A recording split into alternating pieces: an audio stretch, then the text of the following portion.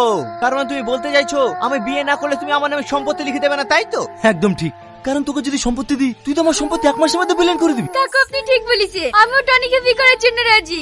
এই মেয়ে তুমি চুপ করো, আমার ছেলে যেমন তুমিও তেমন। আমার ছেলের সঙ্গে তোমার কোনোদিনই বিয়ে দেবো। আমার ছেলের বিয়ে দেবো গ্রামের একটা সহজ সরল মেয়ের সঙ্গে। ঠিক আছে ড্যাডি, তোমার যদি এই কথা হয় তাহলে তুমি মেয়ে দেখো, আমি 1 সপ্তাহের মধ্যে বিয়ে করবো।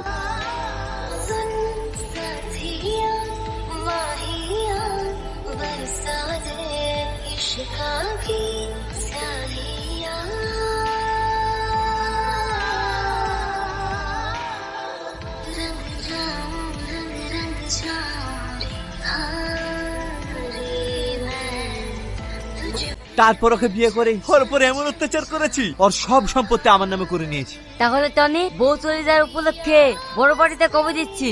আগে ডিভোর্স পেপারটা হাতে পেয়ে যাই, তারপর তোদের সবাইকে আমার তরফ থেকে ডিসকোতে পার্টি থাকবে।